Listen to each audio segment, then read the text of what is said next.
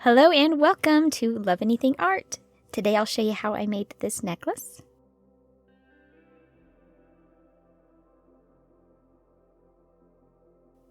We're going to make a scrap clay project today. So you'll just need some various colors of scrap clay. I'm pretty much going to use every color in my scrap clay box. You do want a wide variety of colors for the project we're going to be doing. So I'm just going to take a little bit out of each color. You don't need a lot, just a little bit. I end up having a whole bunch left over and I only used a little bit. While I'm doing that, I do want to welcome everybody to my channel.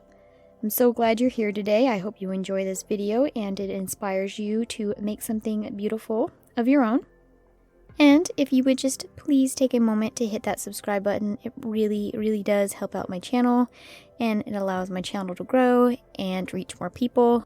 And welcome back to all of my returning subscribers. I am so glad you are here and I hope you enjoyed this video also. I have a little pile of each of my colors. You can basically do whatever you want with the colors. You can chop them up to itty bitty pieces, into big pieces, or you can just take the clump and kind of roll it in your hands. The only thing is that you don't want to over mix your colors. So you can kind of do whatever you want with that. And also, if this video does look familiar to you, if you are a returning subscriber or you've watched my previous video, I do apologize, but I had an idea come to me and I thought that this pattern would look really good with the idea.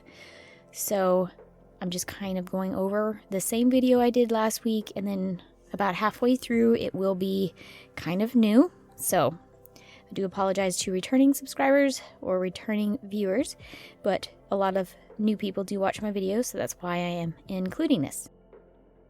With each of those scrap clay piles, you'll want to roll it out and then use your finger to gently tap it down and flatten it, and then you can roll it out. That's just the order I like to do it in instead of just rolling it out. This helps keep it in a more symmetrical, even shape, I think, instead of kind of having a lopsided flatness. So that's why I like to tap it with my fingers and kind of flatten it a little bit first. I have a strip of each of those colors that have been flattened, and you'll notice that some of them are a little bit wider than the others, and that's okay. I think it will give a nice something to your piece. So you'll see there that the yellow and brown one is kind of thicker than the other ones, but you can roll them out to however you want them. This is the color that I'm going to wrap around my piece. It's the color I thought looked good with all of my strips of clay. You can use whatever color you want and whatever brand you want. These projects are really about ideas and not so much about, oh, you have to use this color or this brand. It's whatever you feel works best. With my solid color, I'm going to work it out and flatten it. I did do it through my pasta machine, so I got it pretty flat. You can also do it by hand. You do want it to be pretty thin. That's the one thing I recommend.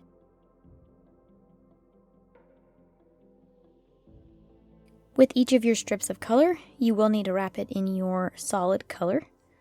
So I'll just take a few minutes to do that. Just put in a podcast or listen to some music and kind of just zone out and get your clay on. I love doing that. It's part of my creative process. And I do like to use the edge of my tissue blade to kind of just get all of the edges the same. So I'm just going to take a second to do that, and then I'll just start wrapping each of my colors. You just want to make sure that you tuck in all of the sides as tight as possible. Kind of run your finger over the surface, and this will hopefully prevent any air bubbles that you might otherwise get in there.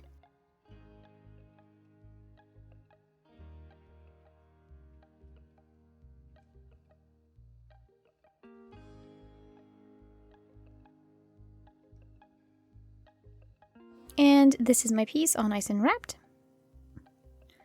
I will continue to do that for all of my pieces.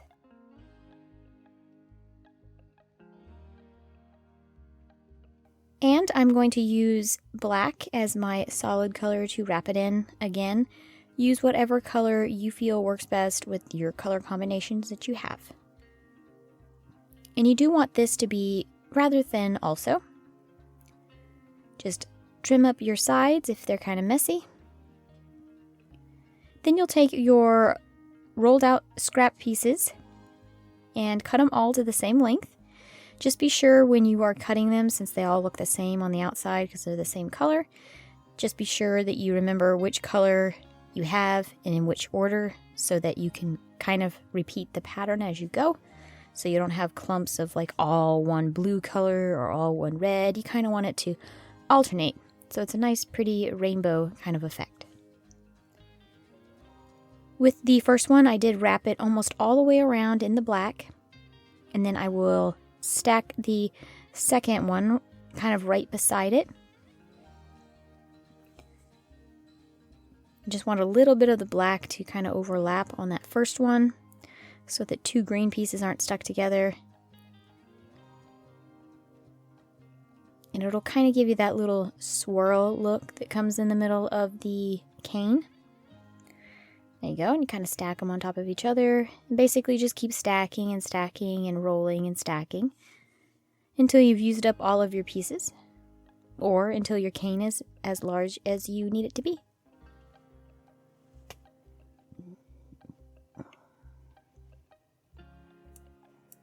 When you come to the end of yours, you'll want to flatten it just a little bit. And this is so that the end isn't really bulky and doesn't kind of just fall off at the end of the cane. Kind of gradually goes from thick to thin or thin to thick, however you want to look at it. And then the edges will be all nice and smooth right there on the seam where you'll cut it away right there. So you see there, it's just kind of flattened and you can't really see exactly where it stops.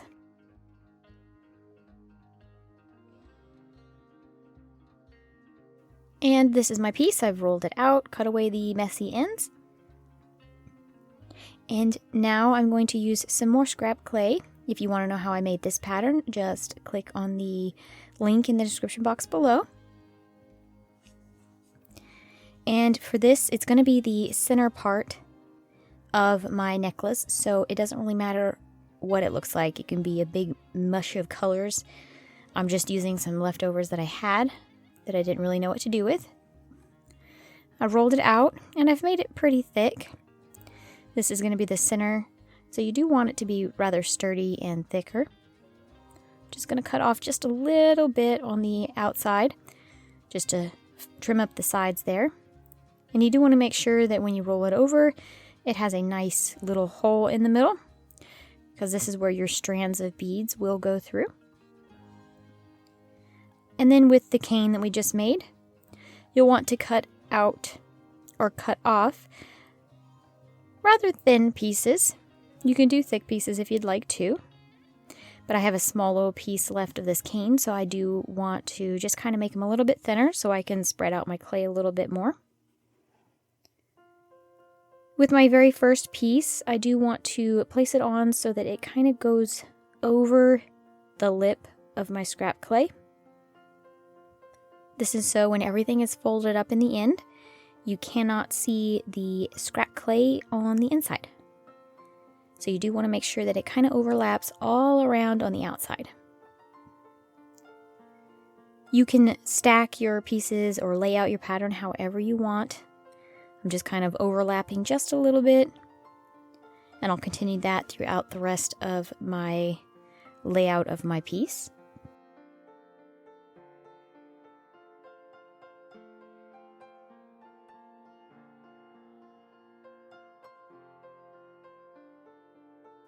Alright, I have all of my cane used up, and now I'm going to burnish and get rid of all of these seams and wrinkles, dips, divots, bumps, goosebumps, whatever is on the clay to make it nice and smooth.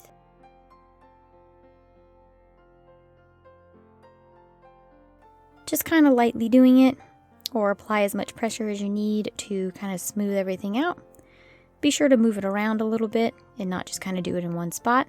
and this will make it so that you have a nice even pattern and you don't stretch out one side or one spot more than another. You can also use your roller to accomplish this too. Ah, it's so smooth and beautiful.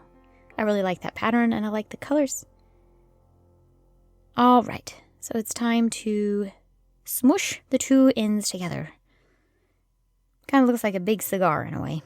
But I'm going to kind of just gently fold it up and back over itself, and then make sure all of the edges touch there, and that I still have a rather large hole throughout the center. And then for the end piece here, I'm just going to tuck in a tool so that it does not collapse as I'm using my fingers to smooth out the seams. Just give it a little bit of support while I'm doing that.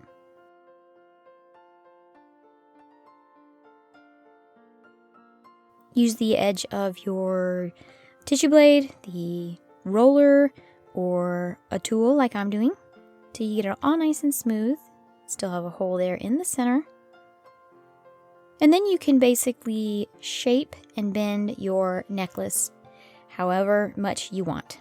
I do want mine to curve up, so I'm just going to lightly start rolling it and applying pressure towards the center of my piece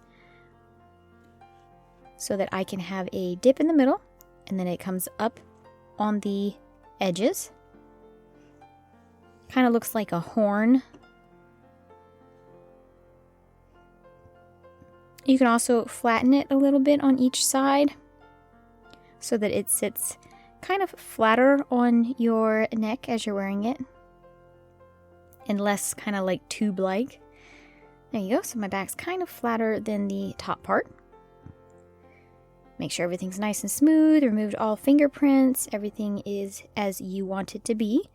And then place it in the oven to bake.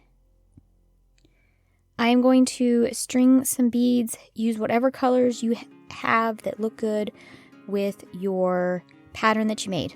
I'm just using these like little black plastic beads. You can use whatever colors that you have. I also have these beads. When I started doing it, I wasn't sure which ones I was going to do. Just kind of comparing it. If I like the black better, or do I like the colored ones better. But it's ultimately kind of whatever your heart's desire is, and whatever you want, and whatever you think looks good. I'm using some of this metal wire, and I will leave links for anything I can find in the description box below for you. I have strung 3 beads, 3 strands of beads. I'm just going to tuck those into my necklace, and I'm going to kind of weave them in and out so that they're just not 3 strands. They're kind of combined or kind of knotted together a little bit. And then I put a clasp on the end, and voila, this is it. I really, really, really like the way this looks, and I'm excited about wearing it and seeing if I get any compliments on my beautiful jewelry. I hope you enjoyed this video. I hope that you take a moment to hit that subscribe button, and I hope to see you next Tuesday and every Tuesday. Thank you so much for watching. Bye!